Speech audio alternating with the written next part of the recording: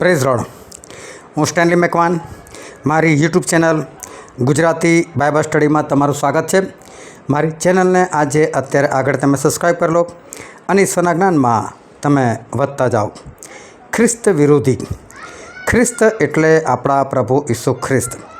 અને ખ્રિસ્ત જે શબ્દ છે એ આવ્યો છે ગ્રીક શબ્દ ક્રિસ્તોસ ઉપરથી. આ જે ક્રિસ્તોસ એટલે કે જે ખ્રિસ્ત શબ્દ આવ્યો છે એનો અર્થ એવો થાય છે કે બચાવનાર, એનો અર્થ થાય છે છોડાવનાર. અને અત્યારે એક બીજો શબ્દ પ્રચલિત થયો છે, એ છે ખ્રિસ્ત વિરોધી.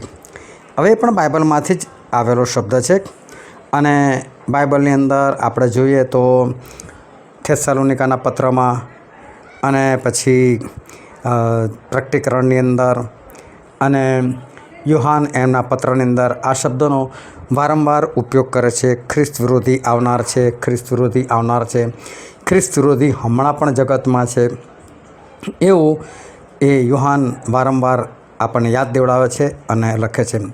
અને આ જે ખ્રિસ્ત વિરોધી જે શબ્દ છે, તો આ ખ્રિસ્ત વિરોધી એક વ્યક્તિને નામ આપવામાં આવેલું છે.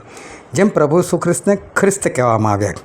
ખ્રિસ્ત એમનું નામ નહોતું, એમની કોઈ અટક નથી, પરંતુ એ બચાવનાર હતા એટલે એમને નામ આપવામાં આવ્યું કે આ તો ખ્રિસ્ત છે. લોકો પ્રભુ ઈસુ ખ્રિસ્તને એને પૂછતા હતા, શું તું ખ્રિસ્ત છે, એવું પૂછતા હતા. તો એવી રીતે એક બીજો વ્યક્તિ આ અંત સમયની અંદર આવવાનો છે અને અંત સમય આવી ગયો છે. અને પ્રભુ ઈસુ ખ્રિસ્તના બીજા આગમન વચ્ચે જો કોઈ ભવિષ્યવાણી એક બાકી હોય તો એ ફક્ત આ જ બાકી રહી છે કે ખ્રિસ્ત વિરોધી આવનાર છે એ જ. હવે ગમે ત્યારે આ ખ્રિસ્ત વિરોધી આવશે તો આ પણ એને આપવામાં આવેલું એક નામ છે, ખ્રિસ્ત વિરોધી. ખ્રિસ્ત એટલે બચાવનાર અને બચાવનારનો વિરોધ કરનાર. અને જ્યારે આપણે પોતાના વિશે વાત કરીએ તો આપણે પોતાને શું કહે છે, અમે ખ્રિસ્તી છીએ. તો ખ્રિસ્તી એટલે કે જે ખ્રિસ્તનું કામ કરે છે, જે ખ્રિસ્તના લોકો છે, બચાવનારના લોકો છે. તો બચાવનારના લોકો જે હોય એ લોકોનું કામ શું હોય? એ લોકોનું કામ પણ બચાવવાનું જ હોય ને. એટલે ખ્રિસ્તી એટલે એ લોકો પણ બચાવનાર લોકો. અને તમે પ્રયુક્તના કૃત્યો વાંચશો તો એની અંદર આ બાબત લખવામાં આવેલી છે કે શિષ્યો પ્રથમ અંત્યોખમાં ખ્રિસ્તી કહેવાયા. લોકોએ જ્યારે પ્રભુ ઈસુ ખ્રિસ્તના શિષ્યોના કામ જોયા કે આ લોકો તો બધા બચાવવાનું કામ કરે છે, છોડાવવાનું કામ કરે છે, પાપથી આઝાદ કરાવે છે આપણને. આ લોકો તો સ્વર્ગનો રસ્તો આપણને દેખાડે, તારણનો ઉદ્ધારનો રસ્તો દેખાડે છે. આ લોકો તો માદાઓને સાજા કરે છે, ભૂતો કાઢે છે, મરેલાને જીવતા કરે છે. જ્યાં લોકોએ આ બધા કામ જોયા કે આ તો ખ્રિસ્તના કામ છે, એટલે ખ્રિસ્તના કામ કરનારાઓને ખ્રિસ્તી તરીકે ઓળખાય. એટલે ખ્રિસ્તી એટલે ખ્રિસ્તનું કામ કરનારા લોકો. પરંતુ હું વાત કરી રહ્યો છું ખ્રિસ્ત વિરોધીની, એટલે કે જે બચાવનારના વિરુદ્ધમાં કામ કરનાર, એટલે ખ્રિસ્તીઓની વિરુદ્ધમાં કામ કરનાર. આ માણસ જે આવશે ને એ અંત સમયે એનું સૌથી મોટું ટાર્ગેટ છે, એનું લક્ષ્ય છે, એ છે ખ્રિસ્તીઓ. ખ્રિસ્તીઓને મારી નાખવા બસ. અને તમે અત્યારે જુઓ કે આ પૃથ્વી પર આ કામ કેટલા ચાલી રહ્યા છે. કેટલી બધી જગ્યાએ ચર્ચો તોડી નાખવામાં આવે છે, પાસ્ટરોને બંદીખાનામાં નાખવામાં આવે છે. આ બધા કાર્યો અત્યારે થઈ રહ્યા છે. એનો મતલબ કે ખ્રિસ્ત વિરોધીઓ આવી ચૂકેલા છે અને એ લોકોનું કામ થઈ ચૂકેલું છે. પણ છતાં હું તમને આ બધી વાત નથી કરવા માગતો. હું ખાસ ખ્રિસ્ત વિરોધી એક મેઇન માણસ કે જેના માટે દાનિયેલ પ્રબોધકે પણ પોતાના પુસ્તકમાં વારંવાર લખેલું છે. અને દાનિયેલ પુસ્તકનો તમે 9મો અધ્યાય વાંચો અને તમે 24મી કલમથી લઈને તમે 27મી કલમ સુધી વાંચશો તો ત્યાં પ્રભુ ઈસુ ખ્રિસ્તના બીજા આગમનનો દિવસ લખેલો છે કે પ્રભુ ઈસુ ખ્રિસ્તનું બીજું આગમન ક્યારે થશે. અને એ જ્યારે થશે ત્યારે એની પહેલાં જે પ્રભુએ જે ભવિષ્યવાણી દાનિયેલ પ્રબોધક દ્વારા કરાવી છે એ છે કે ખ્રિસ્ત વિરોધીની. તો ત્યાં ખ્રિસ્ત વિરોધી માટે શબ્દ વાપરવામાં આવેલો છે કે ત્યાર પછી જે સરદાર આવશે, એટલે ખ્રિસ્ત વિરોધીને ત્યાં સરદાર કહેવામાં આવેલો છે. જખારિયાનું પુસ્તક તમે વાંચો તો એમાં આ ખ્રિસ્ત વિરોધીને એવું કહેવામાં આવેલું છે કે નકામો બાળક, તેના માટે એ શબ્દ વાપરવામાં આવેલો છે. અને પ્રકટીકરણનું પુસ્તક વાંચો ને તો એના માટે શબ્દ વાપરવામાં આવેલો છે સ્વાપદ. સ્વાપદ એટલે એક જાતનું જાનવર અને પશુ, એને કહેવાય કે સ્વાપદ. તો પ્રકટીકરણમાં એને સ્વાપદ કહેવામાં આવ્યો છે. અને તમે થેસ્સલોનિકાનો પત્ર વાંચો તો ત્યાં એને પાપનો પુરુષ કહેવામાં આવેલો છે, એને વિનાશનો પુત્ર કહેવામાં આવેલો છે. તો આ ખ્રિસ્ત વિરોધીના અલગ અલગ ઉપનામો બાઇબલની અંદર આપવામાં આવેલા છે. પરંતુ ખ્રિસ્ત વિરોધી વિશે હું તમને થોડી ઘણી વાત કરી લઉં કે આ ખ્રિસ્ત વિરોધી જે છે એને ઊભો કરનાર એ આજનું અમેરિકા છે અને અમેરિકાના વશમાં છે. અને આ ખ્રિસ્ત વિરોધી એ ઊભો કરનાર અમેરિકા છે. અને આજે ઘણા બધા લોકો આ ખ્રિસ્ત વિરોધીને ચાહે છે અને ભવિષ્યની અંદર ખ્રિસ્ત વિરોધીનું રાજ્ય પણ આવવાનું છે. એ જે ખ્રિસ્ત વિરોધીનું જે રાજ્ય આવવાનું છે તો એ રાજ્ય એ આખા જગતમાં આવનાર છે. એનો મતલબ કે એવો સમય આવશે કે આખા જગતની અંદર એક જ વ્યક્તિ રાજ કરતો હશે. એટલે કે અલગ અલગ દેશ નહીં હોય, આખી દુનિયા મળીને સમજી લો એક જ દેશ. હા, ઓળખવા માટે ભારત હશે, અમેરિકા હશે, જગ્યા તો નામ તો રહે ને, પરંતુ એ આખી દુનિયામાં એક જ જાતનો કાયદો હશે, આખી દુનિયામાં એક જ કરન્સી હશે, આખી દુનિયામાં એક જ બેંક હશે, આખી દુનિયામાં દરેક માટે એક જ કાયદો હશે. અને આ બધું હેન્ડલ કરનાર કોઈ એક જ વ્યક્તિ, કોઈ એક જ પાર્ટી, ત્યાં કોઈ વિરોધ પક્ષ નહીં હોય, કશું નહીં, બધા એની સાથે જોડેલા હશે. અને એ જે માણસ રાજ કરશે એ છે એન્ટીક્રાઇસ્ટ. અને આ જે એન્ટીક્રાઇસ્ટને ઉઠાડવાની યોજના છે એને લોકોએ નામ આપેલું છે ન્યૂ વર્લ્ડ ઓર્ડર. જો કદાચ તમે ના સાંભળ્યું હોય, તમે ના સમજી શકતા હોય તો કદી ગૂગલ પર સર્ચ મારજો કે ન્યૂ વર્લ્ડ ઓર્ડર શું છે. તો આ ન્યૂ વર્લ્ડ ઓર્ડર એટલે નવી વૈશ્વિક વ્યવસ્થા. અને આ ન્યૂ વર્લ્ડ ઓર્ડરની તો એક આખી ચોપડી છપાયેલી છે. અને એ ન્યૂ વર્લ્ડ ઓર્ડરના અલગ અલગ 17 પોઈન્ટ છે કે કેવી પ્રકારની દુનિયા એ લોકો કરવા માગે છે એ બાબત વિશે ત્યાં 17 પોઈન્ટ લખવામાં આવેલા છે. હવે આ બધું તમને એટલા માટે કહું છું કે યુહાનના પત્રની અંદર આ બધી બાબતો, ખ્રિસ્ત વિરોધીની બાબતો એ લખવામાં આવેલી છે. ખ્રિસ્ત વિરોધી એ વખતે પણ જગતમાં હતો અને આજે પણ આ ખ્રિસ્ત વિરોધી જગતમાં છે. આ ખ્રિસ્ત વિરોધી એક એવો વ્યક્તિ છે કે જે પહેલાં હતો અને અત્યારે નથી એટલે છે તો ખરો પૃથ્વી પર, પરંતુ લગભગ આખી દુનિયા એને મરી ગયેલો માને છે કે આ વ્યક્તિ મરી ચૂકેલો છે. અને બીજી બાબત છે કે એ જ ફરી પાછો આવનાર છે. એ મરી નથી ગયો, જીવતો છે, કોઈ જગ્યાએ હશે, પરંતુ પોતાની જાતને એ ફરી પ્રગટ કરશે અને એ આખી દુનિયામાં રાજ કરશે. એને ભલે અમેરિકાએ જ ઊભો કરેલો છે, અમેરિકાના વશમાં છે, પરંતુ એ પોતે અમેરિકાનો સાથી હોવા છતાં અમેરિકાને નફરત કરે છે. અને એ માણસ ઉઠશે, જ્યારે પ્રગટ થશે, પોતાની જાતને પ્રગટ કરશે, ત્યારે એ અમેરિકાનો ફક્ત એક જ કલાકની અંદર નાશ કરી નાખશે. આ જેટલી બી વાતો મેં તમને કીધી, આ બધી વાતો બાઇબલમાં લખેલી છે, કોડ વર્ડમાં લખેલી છે. પરંતુ જો તમારે આ બધી બાબતો તમારે વિગતવાર જાણવી હોય તો તમે મારી બીજી એક ચેનલ છે જેનું નામ છે હિન્દી ગુજરાતી બાઇબલ સ્ટડી. અને એમાં હું હિન્દી મેસેજ મૂકું છું. પહેલાં હિન્દી અને ગુજરાતી બંને મેસેજ એ જ ચેનલ પર મૂકતો હતો, પરંતુ ઘણા બધા હિન્દી ભાષીઓ જે લોકોને ગુજરાતી આવડતું જ નથી, એટલા માટે પછી મેં ગુજરાતી ચેનલ અલગ કરી અને ગુજરાતી ચેનલનું નામ છે કે ગુજરાતી બાઇબલ સ્ટડી. એની અંદર ફક્ત ગુજરાતી મેસેજ હવે મૂકું છું. અને જે હિન્દી ગુજરાતી બાઇબલ સ્ટડી છે એની અંદર હવે ફક્ત હિન્દી જ વચનો મૂકું છું. એ પહેલાંના જે ગુજરાતી મૂકેલા છે, પરંતુ હવે નથી મૂકતો ત્યાં ગુજરાતી. પરંતુ ત્યાં આગળ મારો એક મેસેજ છે, એક બાઇબલ સ્ટડી છે અને એ છે 666 બાઇબલ સ્ટડી, એવું એનું નામ રાખવામાં આવેલું છે. અને એમાં ડિટેલમાં આ બધી વાતો લખેલી છે. અને એનો જે સમયગાળો છે એ 3.25 કલાક, એટલે કે બાઇબલ સ્ટડી 3.25 કલાકની છે. પરંતુ આ સમયમાં ખૂબ જ ઉપયોગી બાઇબલ સ્ટડી છે અને તમે એને જોશો તો ખરેખર તમારા જીવનમાં બહુ અદ્ભુત કાર્ય થશે. એની અંદર ખ્રિસ્ત વિરોધી કોણ છે એ બધું બહુ સ્પષ્ટ નામ સાથે જણાવવામાં આવેલું છે. તો આ ખ્રિસ્ત વિરોધી જે શબ્દ છે એને જાણવો બહુ જરૂર છે, કારણ કે છેલ્લા સમયમાં અત્યારે આપણે પહોંચી ચૂકેલા છે ને હવે એનો પ્રગટ થવાનો સમય થઈ ચૂકેલો છે અને આપણે એનો સામનો કરવાનો છે. અને માટે તમે એને જાણવા માટે મારી સાથે આ વિડીયોમાં સતત તમે બની રહો. આજે છે તારીખ 6 મે 2026 અને વોટ્સએપ પર જે રોજ 10 સવાલ પૂછવામાં આવે છે તેનો આ વિડીયો છે. અને આજનો સૌથી પહેલો પ્રશ્ન છે તે શાનું હરણ કરવાને પ્રગટ થયો? તે એટલે પ્રભુ ઈસુ ખ્રિસ્ત શાનું હરણ કરવા માટે. હરણ કરવું એટલે કે શાનું નાશ કરવો, ના ઉપાડી લેવું, ખલાસ કરી નાખવું. શાનું હરણ કરવાને પ્રગટ થયો? અને એનો જવાબ છે એ પાપનું. એટલે પ્રભુ ઈસુ ખ્રિસ્ત પાપનું હરણ કરવા માટે પ્રગટ થયા. એ પોતે પવિત્ર હતા, પાપનો નાશ કરવા માટે એ પ્રગટ થયા. અને પાપનો નાશ કઈ રીતે કરવો? તો પ્રભુ ઈસુ ખ્રિસ્તે એવી રીતે પાપનો નાશ કર્યો છે કે એમણે પોતાનું અમૂલ્ય અને પવિત્ર લોહી વહેવડાવ્યું છે. અને જેટલા એ લોહી પર વિશ્વાસ કરે છે, પસ્તાવો કરે છે, સાચું બાપ્તિસ્મા લે છે, તો એ બધા લોકો પ્રભુ ઈસુ ખ્રિસ્તના લોહીથી શુદ્ધ થાય છે, એમના જીવનમાંથી પાપ દૂર થઈ જાય છે. તો આ રીતે પ્રભુ ઈસુ ખ્રિસ્ત દરેકના જીવનમાંથી પાપ દૂર કરી રહ્યા છે, કે પાપનું હરણ એ કરી રહ્યા છે. પછીનો બીજો સવાલ છે, કોણ જગતના છે? તેથી કોણ જગત સંબંધી બોલે છે અને જગત કોનું સાંભળે છે? અને એનો જવાબ છે જૂઠ્ઠા પ્રબોધકો. તો પ્રભુ ઈસુએ પણ આ ભવિષ્યવાણી કરેલી કે જ્યારે મારો આવવાનો સમય થશે એ સમયે જૂઠ્ઠા પ્રબોધકો પુષ્કળ ઊભા થશે. અને અત્યારે જૂઠ્ઠા પ્રબોધકો જે છે એ પુષ્કળતામાં એ લોકો ઊભા થયા છે. એ લોકોનું શિક્ષણ ખોટું છે.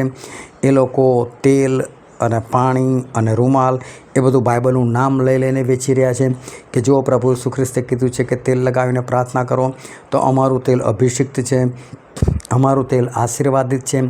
એમ કરીને એ લોકો 10, 20, 50 ગ્રામ કે 100 ગ્રામ જે તેલ જે કદાચ 15-20 રૂપિયાનું આવે એ 200, 500 રૂપિયામાં વેચી રહ્યા છે. જે રૂમાલ તમે જથ્થાબંધ લો તો કદાચ તમને 2 કે 3 રૂપિયા પડે, એવા રૂમાલની ઉપર બાઇબલની એક કલમ છાપીને 200, 500 રૂપિયામાં લોકો રૂમાલ વેચી રહ્યા છે.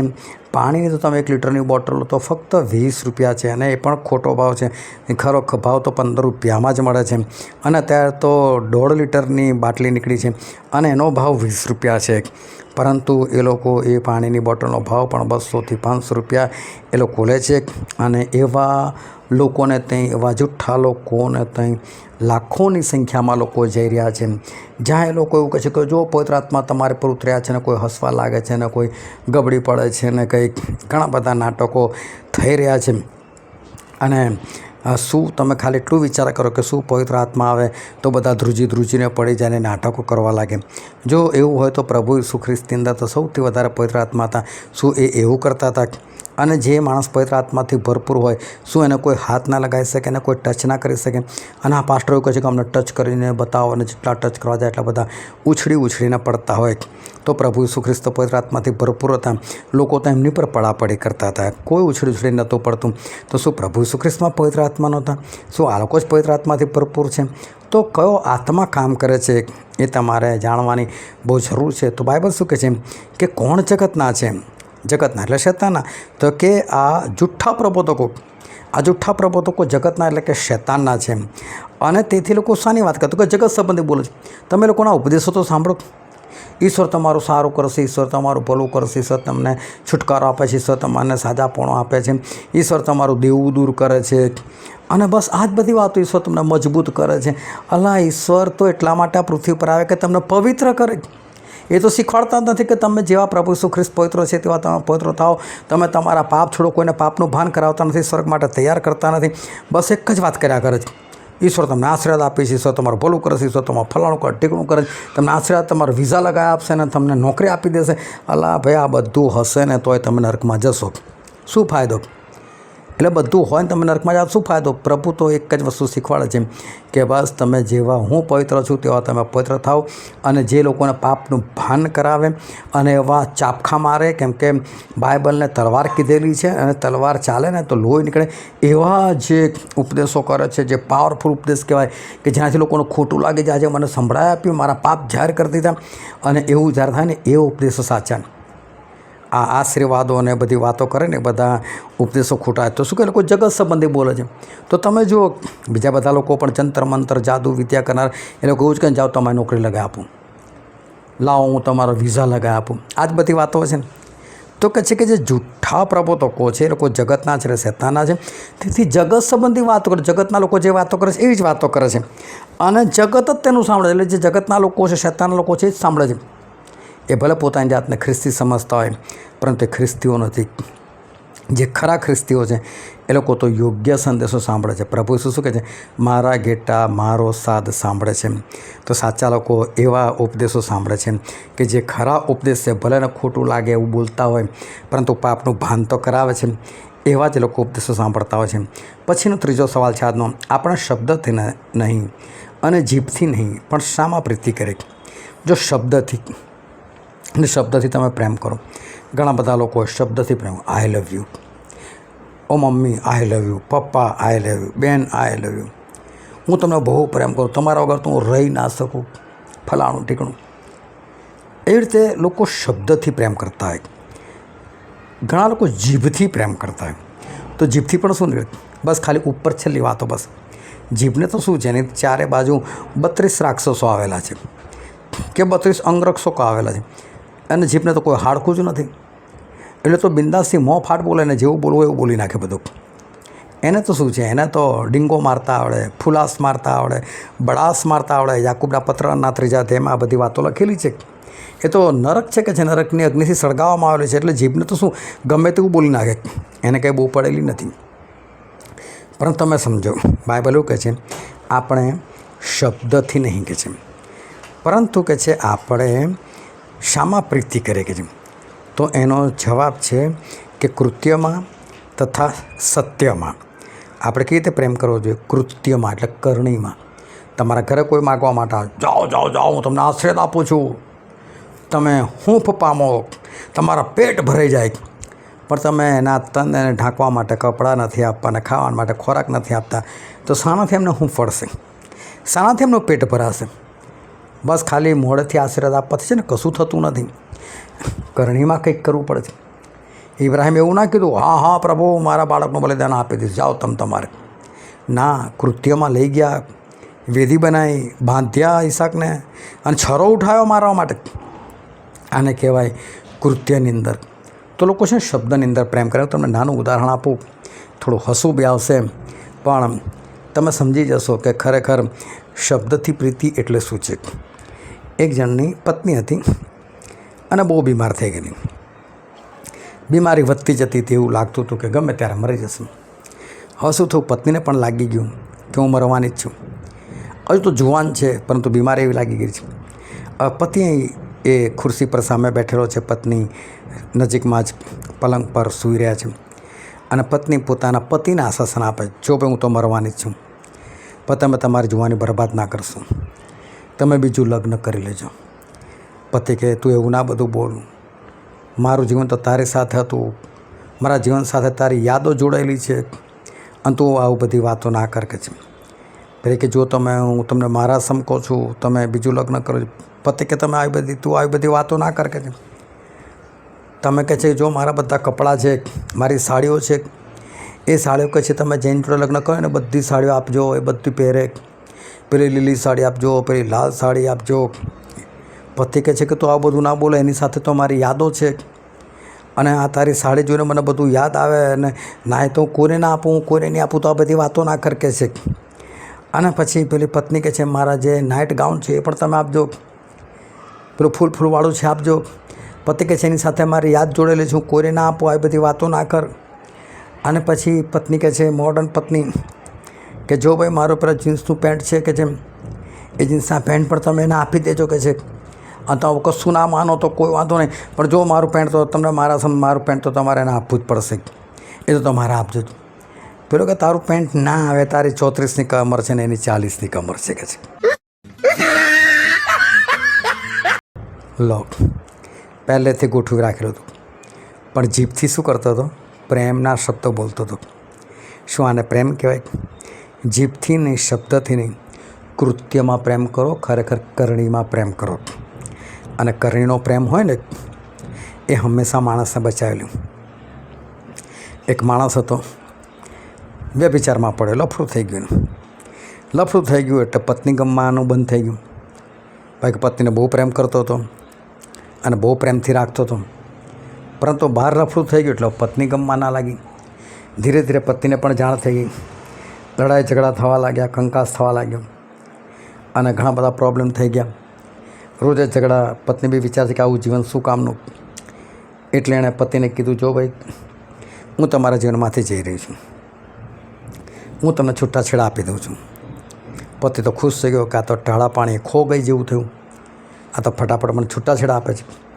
મારે કોઈ કોર્ટ કેસ કરવો નથી, મારે તમારી પાસે કોઈ ભરણ પોષણ માગવું નથી, મારે કશું જ નથી કરવું. બસ હું તમને છૂટાછેડા આપી દઉં છું. પરંતુ એની પહેલાં મારી એક શરત છે, એ શરત ખાલી પૂરી કરો કે છે. એટલે પતિ કહે છે, બોલ શું છે કે છે. તો કે શરત એક જ છે કે આપણું જ્યારે નવું નવું લગ્ન થયેલું અને ત્યારે તમે મને જેવો પ્રેમ કરતા હતા એવો પ્રેમ મને 1 મહિના સુધી કરો. બસ 1 જ મહિના સુધી તમે મને એવો પ્રેમ કરશો, એના પછી હું છૂટાછેડાના કાગળ પર હું સહી કરી દઈશ. પતિને એવું કે 1 જ મહિનો આને ઝીલવાની છે ને, ઝીલી નાખો. તો કે સારું. તો કે યાદ રાખો, આપણે નવું નવું લગ્ન થયું હતા, તમે મારી સાથે કેવી રીતે વર્તતા હતા. તમે મને ઊંચકી લેતા હતા, તમે મને ઊંચકીને પલંગ પર મૂકતા, તમે મને ઊંચકીને ડાઇનિંગ ટેબલ પર બેસાડતા, તમે મને તમારા હાથોથી ખવડાવતા હતા, તમારા ખોળામાં બેસાડતા, આપણે બાગમાં ફરવા જતા હતા, આમ કરતા તેમ. આ બધું તમારે કરવાનું છે 1 મહિના સુધી. પતિ કે ચોક્કસ. આ 1 મહિનો તમારે મને આપવાનું, બીજા કોઈની પાસે નહીં જવાનું. એના પછી તમે આઝાદ. પતિ તો ખુશ થઈ ગયો. લફડાવાળીને પણ વાત કરી, બસ 1 મહિનો તને નહીં મળું, 1 મહિનો ખાલી આટલું પતાવી દઉં એટલે પછી અમારા છૂટાછેડા અને પછી આપણે બે લગ્ન કરી લઈશું. સામેવાળી ફાટી બી ખુશ. હવે આ ભાઈને તો પત્ની જોડે પ્રેમ જ નહોતો રહ્યો, પરંતુ પ્રેમ તો પહેલાંના જેવો જ કરવાનો હતો, કૃત્યમાં કરવાનો હતો, બોલીને તો કરવાનો, બધું ઊંચકીને જે કંઈ કરવાનું બધું કરવાનું હતું. અને આ પતિ રોજ એવું કરવા લાગ્યો પ્રેમથી. એને એવું કે મહિનો કરેલો. પણ જેમ જેમ એ કરતો ગયો એમ એને તો પ્રથમના દિવસો યાદ આવતા ગયા. ફરી પાછી એને તો પત્ની જ ગમવા લાગી અને એ બંનેના છૂટાછેડા અટકી ગયા અને પેલું લફડું જતું રહ્યું. કૃત્યમાં પ્રેમ કરવાથી કેટલો બધો ફાયદો છે. જીભ અને હોઠોથી કે શબ્દથી એમાં નહીં, બાઇબલ આપણને ના પાડે છે. પ્રેમ કરો તો કૃત્યમાં કરો.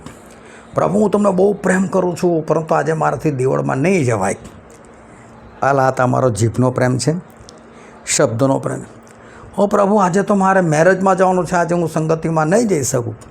આ તમારો જીભનો પ્રેમ છે, કૃત્યનો પ્રેમ નથી. તમે ખાલી બોલો છો પ્રેમ પ્રેમ, પરંતુ તમારામાં કોઈ ઈશ્વર પ્રત્યેનો પ્રેમ નથી. બાઇબલ કહે છે જીભથી નહીં, શબ્દથી નહીં, આપણે કૃત્યમાં અને સત્યમાં પ્રેમ કરીએ, સાચો પ્રેમ કરીએ. પછીનો પ્રશ્ન છે, જેને દેવનો પુત્ર છે તેને શું છે? તેને શાંતિ છે. દેવનો પુત્ર એટલે પ્રભુ ઈસુ ખ્રિસ્ત, અને પ્રભુ ઈસુ ખ્રિસ્ત પોતે પણ દેવ જ છે. અને જો તમારે પિતા, પુત્ર અને પવિત્ર આત્મા વિશે ડિટેલમાં જાણવું હોય, હું તમને સ્ક્રીન પર આ જે ફોટો દેખાડું છું ને, એ વિડીયો તમે કાઢીને જોજો. એમાં થોડું તમે યુટ્યુબ પર સર્ચ મારજો અને તમને મળી જશે. અને અંદર ડિટેલમાં પિતા કોણ છે, પુત્ર કોણ છે, પવિત્ર આત્મા શું છે, ત્રિએક પરમેશ્વર એટલે શું, બાઇબલમાં ખરેખર શું બતાવેલું છે.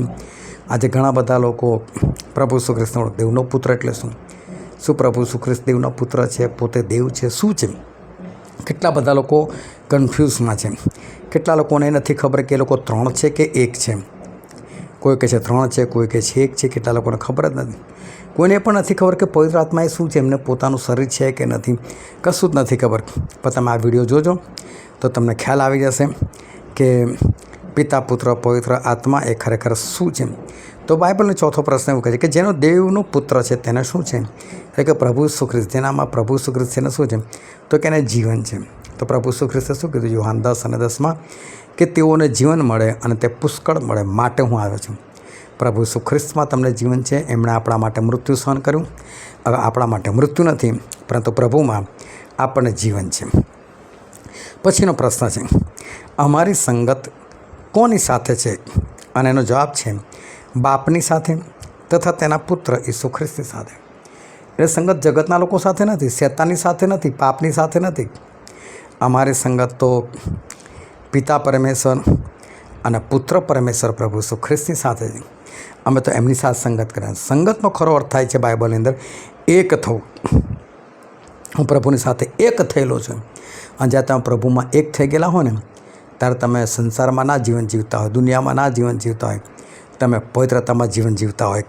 અને આપણી સંગત આપણે પ્રભુ ઈસુ ખ્રિસ્તની સાથે રાખીને સંગત ત્યારે જ હોય કે જેમ તે પ્રકાશમાં છે, એટલે કે વચનમાં છે, તેમ જો તમે પ્રકાશમાં ચાલો તો જ. અને આપણે આપણી સંગત ઈશ્વર સાથે રાખીએ. પછીનો પ્રશ્ન છે, આ પત્ર કોના ઉપર લખવામાં આવેલો છે? આ પ્રશ્ન ઘણા બધા લોકોને ગૂંચવણ ભર્યો લાગ્યો. લોકોએ જવાબ સાચા જ આપ્યા છે, કદાચ એકાદ બેનો કંઈક ખોટો છે, પરંતુ એનું કારણ એ હતું કે આ જવાબ જ છે કે 5મા અધ્યાયની અંદર છે. અને જવાબ છે દેવના પુત્રના નામ પર વિશ્વાસ રાખનારા ઉપર. તમે જે બી પત્રો વાંચો ને તેમાં શરૂઆતમાં લખેલું કે આ પત્ર કોણે લખ્યો છે અને કોની પર લખેલો છે. પણ યુહાનના પત્રની અંદર જ આખી વસ્તુ અલગ છે. એ કોણે લખ્યો છે એ પણ એમણે નથી લખ્યું કે હું યુહાન લખું છું, એવું નથી લખ્યું. કોની પર લખું છું એ પણ એમણે શરૂઆતમાં નથી લખ્યું. પણ છેક 5મા અધ્યાયમાં એમણે આ વાત લખી છે કે આ પત્ર હું કહે છે કે દેવના પુત્રના નામ પર વિશ્વાસ રાખનારા પર હું લખું છું કે છે. એટલે આ પત્ર એ પ્રભુ ઈસુ ખ્રિસ્ત પર વિશ્વાસ રાખનારા પર, એનો ખરો અર્થ એવો થાય છે કે ઈશ્વરના વચન છે ને બધા માટે નથી. તમે માથીનો 7મો અધ્યાય 6ઠ્ઠી કલમમાં જ જો, બાઇબલ ત્યાં એવું કહે છે કે જે પવિત્ર છે એ કૂતરાની આગળ ના નાખો, અને તમારા મોતી એ ભૂંડો આગળ ના નાખો. કૂતરો તમને કરડવા દોડશે ને ભૂંડો તેને પગ તળે છૂંદી કાઢશે. અને ગાડી પવિત્ર વસ્તુ કોને કીધી છે? એ પવિત્ર વસ્તુ એટલે ઈશ્વરનું વચન છે. તો કે છે ઈશ્વરનું વચન તમે ગમે તેની આગળ નાખો. આજે ઘણા બધા લોકોની એવી આદતો છે, સુવાર્તા તો આપીને જ રહેવાનું. ઘણી બધી બાઈ એવી હોય છે કે લોકો રિક્ષામાં સફર કરે ને પછી ઉતરીને પેલા રિક્ષાવાળાને એ સુવાર્તા આપવા માટે બેસી જાય. પણ તમે એ પણ તો જુઓ કે રિક્ષાવાળાને સાંભળવું છે કે નહીં. એકવાર મારી જ વાત કરું, ઉત્તરાયણનો આગળનો દિવસ હતો અને ઉત્તરાયણ બધા લોકો શું કરે, પેલી પતંગ ચગાવતા હોય તડકાની અંદર. એટલે એ વખત છે ને ગોગલ્સ બહુ વેચાય. હવે મારી પાસે ગોગલ્સ હતા. મારે સફર કરવાની બહુ હોય, 2 વ્હીલર મારે બહુ ચલાવવાનું હોય. હું દૂર દૂર સુધી 200, 250 કિલોમીટર પણ હું બાઇક પર જતો હોઉં છું. એટલે મને એની જરૂર હતી. મારા ગોગલ્સ એ ખરાબ થઈ ગયેલા હતા. તો મેં કહું લઈ લો. સસ્તામાં સેલમાં મળતા હતા અને હું ત્યાં લેવા માટે ઉભો. ત્યાં આગળ એક પાસ્ટર પણ આવી ગયા. એમણે મને જો હોસ્ટેલે ભાઈ કેમ છો પ્રેસ થોડા તેમ કર્યું અને પછી મને કે મારે બી ગોગલ્સ છે. મેં કહું લઈ લો. હવે હતા એટલે પછી મેં તો લીધા નહીં, પરંતુ એમણે ગોગલ્સ લીધા. હવે પેલો જે વેચનારો છે તો એટલો બધો વ્યસ્ત હતો, કારણ કે ઢગલો પબ્લિક ત્યાં લેવા માટે તૂટી પડેલી હતી કે સારા અને સસ્તા ગોગલ્સ હતા, એટલે બધા તૂટી પડેલા હતા. હવે આ ભાઈ છે ને પૈસા આપતા આપતા પેલા અમને ખ્યાલ આવ્યો પ્રભુ શું તમને બહુ પ્રેમ કરે છે. પેલો અચાનક કહે કે શું જોઈએ કે છે. એટલે ભાઈ જોઈએ એવું નહીં, પ્રભુ શું તમને બહુ પ્રેમ કરે છે. પ્રભુ ઈસુ ખ્રિસ્ત આ જગતનું પાપ હરણ કરવા માટે આમ એ દેવનો પુત્ર છે ને આમ તેમ કંઈ શું વાર્તા આપવા લાગ્યો. તો પેલો આશ્ચર્યચકિત થઈને જોવા લાગ્યું અને પછી ફરી પાછું પોતાના કામમાં વ્યસ્ત થઈ ગયું.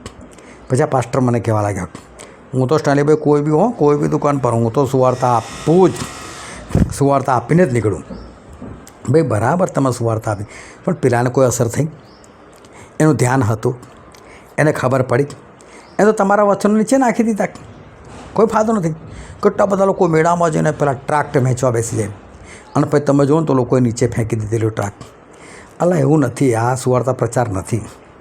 પ્રભુ કહે છે પવિત્ર વસ્તુ કૂતરાને આગળ ના નાખો. જે કૂતરા જેવા હોય ને, વચનો સાંભળવા માટે તૈયાર ના હોય, તમને કરડવા દોડતા હોય ને, નહીં બોલવાના એના આગળ ઈશ્વરના વચનો. જે ભૂંડો જેવા હોય કે તમે જે બોલો એને પગ તળે છૂંદી નાખનાર હોય, એવા લોકોને આગળ નહીં વચન બોલવાના. જે સાંભળવા માટે તૈયાર છે ને એને જ તમારે વચન આપવાના. જો તમારે લોખંડનું કોઈ હથિયાર બનાવવું છે કે પછી તમારે કોઈક સાધન બનાવવું છે, તો એ લોખંડને શું કરવું પડે ખબર? ગરમ કરવું પડે. બરાબર તમારે એને ગરમ કરવું પડે, લાલ કરવું પડે. પછી તમે એની પર હથોડા મારો તો જો શેપ આવશે એને, એક આકાર આવશે. પણ લોખંડને ગરમ કર્યા કે તમે ગમે હથોડો મારો, હથોડો પાછો જ પડે. એ ખોટી મહેનત છે, એનાથી કશું થવાનું નથી. અને માટે લોખંડ ગરમ હોય ને તો જ હથોડો મરાય. એટલે કોઈ માણસ સાંભળવા માટે તૈયાર હોય, એની પરિસ્થિતિ હોય તો જ. બાકી તમારા વચન છે ને બધા વ્યર્થ છે આપવાના. અને માટે યોહાન એવું કહે છે કે આ પત્ર કોની પર લખેલો છે? તો કે જે લોકો દેવના પુત્રના નામ પર વિશ્વાસ રાખનારા છે લોકોની પર. જે વિશ્વાસ નથી રાખતો લખીને શું કરવાનું? એ થોડો વાંચવાનું, થોડું સાંભળવાનું, સમજવાનું. હું તમને બહુ સ્પષ્ટ કહું, બાઇબલ ખાલી વિશ્વાસીઓ માટે છે, અવિશ્વાસીઓ માટે નથી. એ લોકો થોડા વાંચવાના છે. એટલે ઈશ્વરના વચનો જે છે ગમે તેને આગળ બોલવાના નથી, ગમે તેને આપવાના નથી. એ વસ્તુ ખોટી છે. પછીનો પ્રશ્ન છે, હું ઈસુ ખ્રિસ્તમાં રહું છું એમ જે કહે છે તેણે જેમ કોણ ચાલ્યો તેમ જ ચાલવું જોઈએ? તો કે જેમ ઈસુ ખ્રિસ્ત ચાલ્યા. તો જેવું કહે છે કે હું ઈસુ ખ્રિસ્તમાં રહું છું એટલે કે હું પ્રભુમાં છું, હું વિશ્વાસી છું, હું બિલીવર છું. આવા શબ્દ જે લોકો વાપરે છે ને, તો એ લોકોને પ્રભુ કે જો તમે આવા શબ્દ વાપરતા હોય ને તો તમે તમારું ચરિત્ર પણ એવું જ રાખો, જેવા પ્રભુ ઈસુ ખ્રિસ્ત ચાલે ને એવું જ તમે ચાલો. તમને ખબર છે ફિલ્મોની અંદર, જો હું નાનો હતો ત્યારે કોઈક ફિલ્મ આવેલું અને એનું ગીત એવું હતું કે માઇકલ દારૂ પી કે દંગા કરતા હૈ. આ નામ શું છે? માઇકલ. માઇકલ તો ઈશ્વરના ખાસ સ્વર્ગદૂત, અને તો ખરેખરું નામ તો પ્રભુ ઈસુ ખ્રિસ્તનું છે, જેને આપણે ગુજરાતીમાં મિખાએલ કહીએ છીએ, એને ઇંગ્લિશમાં માઇકલ કહેવામાં આવે છે. બોલો, માઇકલ દારૂ પી કે દંગા કરતા હૈ. ફિલ્મની અંદર તમે જો દારૂડિયા ને બધા દેખાડે ને તો ખ્રિસ્તી નામ આપેલું હોય. આજે ખ્રિસ્તીઓની છાપ શું? દારૂડિયા. 31 ડિસેમ્બરે જો કેટલી બધી દારૂની મહેફિલ થાય, ક્રિસમસે જો દારૂની કેટલા બધા લોકો મહેફિલ કરે છે. આજે છાપ પડેલી છે, ખોટી નથી, ખરેખર એવું છે માટે થાય છે, છાપ પડેલી છે. આજે ખ્રિસ્તી છોકરીઓ જો ચર્ચની અંદર ફેશન શોમાં જતી હોય એવા કપડાં પહેરે, નીચેનું કપડું ઊંચું થઈ ગયું છે, ઉપરનું કપડું વધારે ઊંચું થઈ ગયું છે. ખબર નહીં કેવા કેવા કપડાં લોકો પહેરે છે. હું એક છોકરી માટે પ્રાર્થના કરવા માટે ગયેલો, 4 બહેનો હતી. મને જે વ્યક્તિ લઈ ગયો એ હિન્દુ હતો, એ છોકરી પણ હિન્દુ હતી. પણ એ છોકરાએ મને એવું કીધું, તમે બહાર ઉભા રહો, પહેલાં હું અંદર જઈને આવું છું, કારણ કે આ લોકોને છે ને કપડાં પહેરવાના ઠેકાણા નથી. એટલે પહેલાં કહો કે કોઈ ભાઈ આવ્યો છે, પ્રાર્થના માટે આવ્યા છે, તો પછી તમે કપડાં વ્યવસ્થિત પહેરીને બેસો. અને હું અંદર ગયો, અને જ્યારે અંદર ગયો ત્યારે પણ એ લોકો તો એ જ હાલતમાં એક છોકરી એ જ હાલતમાં બેઠેલી હતી, ટૂંકા વસ્ત્ર પહેરીને બેઠેલી હતી. અને પછી એણે વાતો કરતાં કરતાં એણે મને કીધું કે મને તો લોકો ખ્રિસ્તી સમજે છે. મેં કહ્યું કેમ? તો કપડાં એવા પહેરું છું ને એટલે. બોલો, કેવી છાપ થઈ! આ કેવી ભયંકર છાપ છે. બાઇબલ કહે છે જો કોઈ એવું કહેતું હોય ને કે હું ઈસુ ખ્રિસ્તમાં રહું છું, ખ્રિસ્તી છું, વિશ્વાસી છું, બિલીવર છું, તો એનું ચરિત્ર છે ને પ્રભુ ઈસુ ખ્રિસ્ત જેવું હોવું જોઈએ. બાઇબલ કહે છે તમે શોભતા વસ્ત્ર પહેરો, શોભતા સંયમી વસ્ત્ર પહેરો, એવું આપણે જીવન હોવું જોઈએ. પછીનો પ્રશ્ન છે, જે દેવને ઓળખે છે તે આપણું સાંભળે છે, જે દેવનો નથી તે આપણું સાંભળતો નથી. એથી આપણે શાને ઓળખી શકીએ છીએ?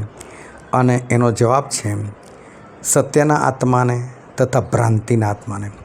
સત્યનો આત્મા એટલે જે આપણે સત્યમાં લઈ જાય છે, ભ્રાંતિનો આત્મા એટલે કે જે ભ્રમ ફેલાવે છે.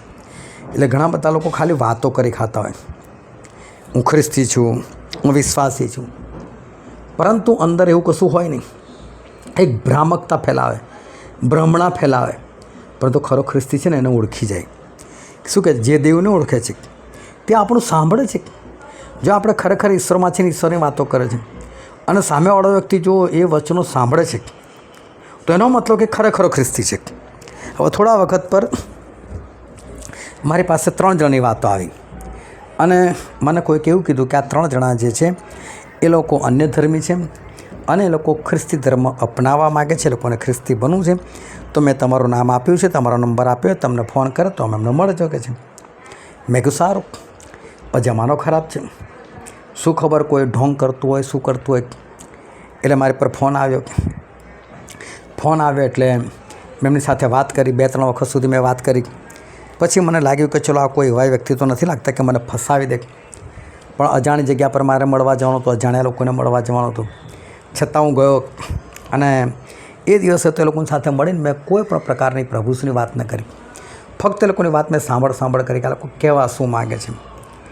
પછી થોડો વખત ફરી પછી મને કે અમે તમારા ઘરે આવ્યા. મેં કહું આવો. અને પછી એ લોકો કાર લઈને મારા ઘરે આવ્યા એટલે મેં લોકોને પાણી આપ્યું એટલે એક ભાઈ હતો, એ બહાર જઈને એ પાણીથી એણે હાથ ધોયા અને મોં ધોઈ નાખ્યું, પીધું નહીં. હવે મારું એટલું બધું ધ્યાન બી નહીં કે એણે પાણી નથી પીધું. મને કહો બહાર જઈને કદાચ પીધું હશે પાણી, એટલે મેં કંઈ એને પૂછ્યું નહીં.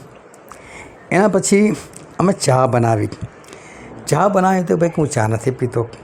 એ કહો કે ના પીતા, એમ કે શરબત બરબત, તો કે ના એ પણ નહીં. પછી અમે લોકો જમવાનું બનાવી દીધું, જમવાનો સમય તો જમવાનું બનાવી દીધું. ચલો જમવા બેસી જાઓ. હવે પેલો ભાઈ શું કરે કે પાણી પીધું નથી અને એમણે ચા પણ નથી પીધી. હવે ખાવા માટે તો ખાવાનું કંઈ નાખવા માટે જાય. એટલે હમણાં મને કીધું તમને ખોટું ના લાગે તો એક વાત કરું. મેં કહું બોલો. મને કે તમે નોનવેજ ખાઓ છો? મેં કહું અમે ખાઈએ છીએ નોનવેજ. તો કે જો જે લોકો નોનવેજ ખાતા હોય ને એમના ઘરનું ખાવાનું નથી ખાઈ શકતો. મેં કહું કે તમે ના ખાશો ખાવાનું, કોઈ વાંધો નથી. એટલે એમણે ખાવાનું ના ખાધું. પરંતુ જો એ લોકોને ખરેખર ખ્રિસ્તી બનવું છે તો આભડછેટ હોત, આવી વાત એ લોકોના જીવનમાં હોત. પછી એ દિવસે ખાધા પછી અમે લોકો બેઠા ને હું પ્રભુ ઈસુ ખ્રિસ્તની બધી વાત કરવા લાગ્યો. એ લોકોનું ધ્યાન જ નહીં. હું પ્રભુ ઈસુ ખ્રિસ્તની વાત કરું, લોકો કોઈ બીજી વાત વચ્ચે મૂકી દે. હું પ્રભુ ઈસુ ખ્રિસ્તની વાત કરું, લોકો કોઈ બીજી વાત વચ્ચે મૂકી દે. અને એ વાતચીતમાં મને અંદાજ આવી ગયો કે આ લોકોને તો ફોરેન જવું છે. અને ફોરેન જવું છે ને એ લોકોને એવું હતું કે આ લોકો અમને ખ્રિસ્તી બનાવી દે, ખ્રિસ્તીનું સર્ટિફિકેટ આપી દે, અમારા નામ ઇંગ્લિશ કરી દે, અમારા નામ બદલાઈ જાય અને એ બધાના લીધે અમને બહાર જવાનું વિઝા મળી જાય. આ એ લોકોનું કારણ હતું. ભ્રમ ફેલાવતા હતા કે અમારે ખ્રિસ્તી બનવું છે. પણ ઓળખાઈ જાય. કેવી રીતે ઓળખાય? તો બાઇબલ શું કે જે દેવને ઓળખે છે તે આપણું સાંભળે છે. માણસ આપણું સાંભળે, પણ જે દેવનો નથી તે સાંભળતો નથી. અને એટલે આપણે ભ્રાંતિના આત્માને, સત્યના આત્માને ઓળખી શકીએ. જે ધ્યાન દઈને સાંભળે, ઇન્ટરેસ્ટ લઈને સાંભળે તો સમજી લો કે તો ખરેખર સત્યનો આત્મા એ સત્ય છે. અને જે નથી સાંભળતો એ તો ભ્રાંતિ, ભ્રમનો આત્મા છે. એ ભ્રમણા ફેલાવે છે, ખોટી વાતો કરે છે, આપણને ખબર પડી જાય. પછીનો પ્રશ્ન છે કોણ આપણામાંથી નીકળી ગયા પણ કોણ આપણામાંના નહોતા? અને મેં જે શરૂઆતની વાત કરી, ખ્રિસ્ત વિરોધી વિશે વાત કરી, એની જ આ વાત છે. એનો જવાબ છે ખ્રિસ્ત વિરોધીઓ. કોણ આપણામાંથી નીકળી ગયા? તો કે ખ્રિસ્ત વિરોધીઓ નીકળી ગયા. પણ કોણ આપણામાંના નહોતા? ખ્રિસ્ત વિરોધીઓ આપણામાંના નહોતા. જેઓ ખ્રિસ્ત વિરોધી હોય ને આપણી સાથે રહી ના શકે, નીકળી જાય આપણામાંથી. એ આપણી સાથે રહી શકવાના નથી. પણ જે ખરો ખ્રિસ્ત વિરોધી છે એના વિશે મેં તમને શરૂઆતમાં જ વાત કરી. એ બધા વિડીયો તમે જોજો, એ જાણવું ખરેખર બહુ જરૂરી છે. પછી એનો છેલ્લો પ્રશ્ન છે જે કોઈ શું કરે છે તેણે તેને જોયો નથી અને તેને ઓળખતો પણ નથી. અને એનો જવાબ છે પાપ. જે કોઈ પાપ કરે છે તેને ટકે ઈશ્વરે જોયા નથી અને ઈશ્વરને ઓળખતો પણ નથી. જે ઈશ્વરને ઓળખી જાય ને એ તો પાપ કરવાનું બંધ કરી દે. હું તમને બહુ સ્પષ્ટ કહું, જો તમે મારો વિડીયો સાંભળી રહ્યા છો અને તમને બીડી પીવાનું, સિગરેટ પીવાનું, દારૂ પીવાનું કે પછી તમાકુ ખાવાનું કોઈ પણ પ્રકારનું તમને વ્યસન છે કે કદી પણ તમે કરો છો, તો હું તમને બહુ સ્પષ્ટ કહું, તમે ખ્રિસ્તી નથી. તમે પ્રભુ ઈસુ ખ્રિસ્તને નથી ઓળખતા. તમે ગમે તેવી વાતો કરતા હોય તો જો તમારા ઘરમાં પતિ પત્નીને લઈને ઝઘડા છે ને તો તમને બહુ સ્પષ્ટ કહું, તમે ખ્રિસ્તી નથી. તમે પ્રભુ ઈસુ ખ્રિસ્તને જોયા પણ નથી, તમે પ્રભુ ઈસુ ખ્રિસ્તને ઓળખતા પણ નથી. જો તમારામાં નિંદા, ઈર્ષા, દેખાય બધું છે તો તમને સ્પષ્ટ કહું, પાપમાં તમારું જીવન છે તો તમે પ્રભુ ઈસુ ખ્રિસ્તને નથી ઓળખતા. અને માટે ખરા ખ્રિસ્તી બનવું હોય ને તો ખ્રિસ્તના કામ કરો, પાપથી દૂર રહો. એ ખરેખર ખ્રિસ્તી જીવન છે. તો આ રીતે રોજ 10 સવાલ પૂછવામાં આવે છે. તમે બીજા લોકોને પણ મારી સાથે આ પ્રશ્નોના જવાબની અંદર જોડી શકો છો. ઈશ્વર તમને આશીર્વાદ આપે. આમીન.